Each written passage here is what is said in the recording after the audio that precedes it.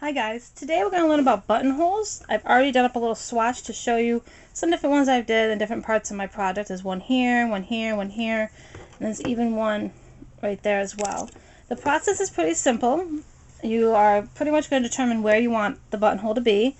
As I said, I'm going to put mine right here for the first one, and I'm only going to use one peg for the buttonhole at this time.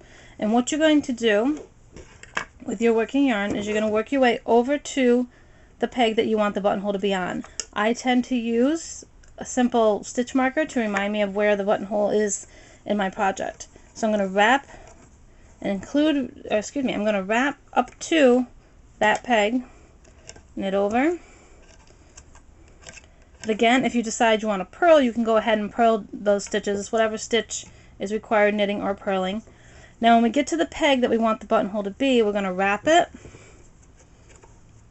knit it over, move it over to the next peg beside it, and then we're going to wrap that peg. So you should see 3 loops. If you're using one strand of yarn, you should see 1, 2, 3 loops.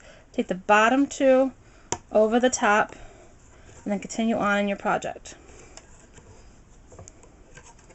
What that does is it creates an empty peg right here. There's no yarn around this peg. It's behind it, but there's no yarn on it. So push those down and work your way back, at this time wrapping the empty peg as you go. And go ahead and knit over. Again, if you're purling, you would purl up to that, but you would make sure that peg gets wrapped. We're not doing anything with that peg right now because it's only got the one strand. So when we work our way back, again, we're going to wrap all the pegs or purl them, whichever stitch you're doing. And now because there's 2 on there, we can knit that one over.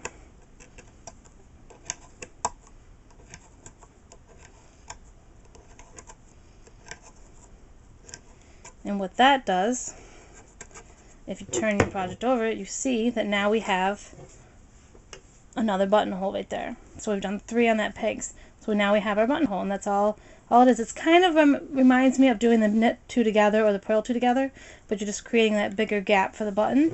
Now if you decide you want to do more than one loop or more than one peg, what we'll do this time is we'll put it next to the one we just did. So we're going to want our buttonhole or the hole in the project to be bigger this time. So we're going to wrap our way back to the beginning. Okay, so we're going to wrap our way back to the beginning.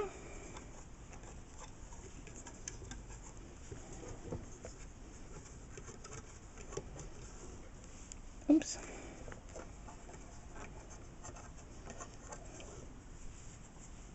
Okay, knit over.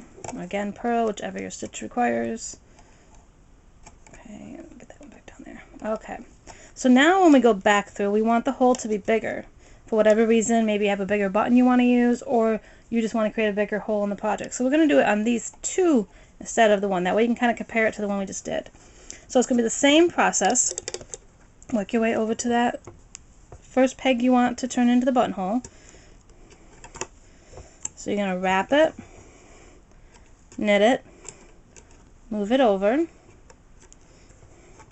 wrap it,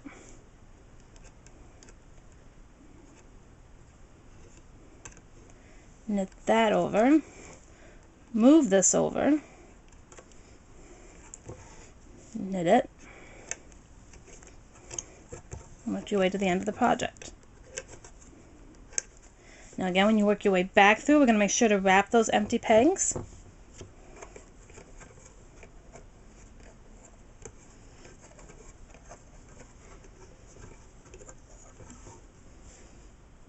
Knit them over. Do nothing with these because there's only one strand on there, so you can't do anything with them. So skip over to the one that has 2. Now work your way back, again wrapping all the pegs.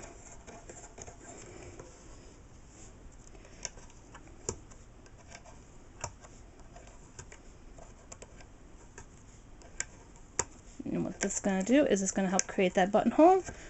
So before I show you it, I'm just going to work my way back one more time to the starting peg.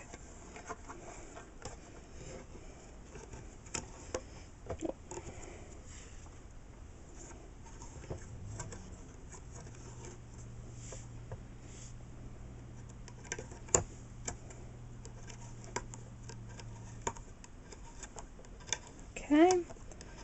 So now we decided that we wanted the hole bigger, so we had used these 2 pegs versus just using the one with the purple one on. So now if you turn it, you will now see that we have a bigger hole, as you can tell. Right here is where we used 2 pegs, and we've got that bigger hole. Instead of, excuse me, if you look where we did before, you can see that that's just using 1 peg, and that's using 2. So depending on the size of the button you want to incorporate, that will determine, again, how many pegs you need to use and how big of a hole you get. But again, you can use this idea of putting the holes in the projects for hats or bags. I was also thinking you could use this for making a handle in a bag, but that would be probably another video. I will definitely probably show that, how that can become a handle in a different video. But this is just how to do buttonholes or just regular holes throughout your project if you want a little bit of a different design. So I hope this helps, and it actually looks pretty cool when you turn it around. It almost looks like it could be a cool scarf because I've got all these holes working up in it. So I hope this helps, and I hope I kept it simple enough for you, and have a great day.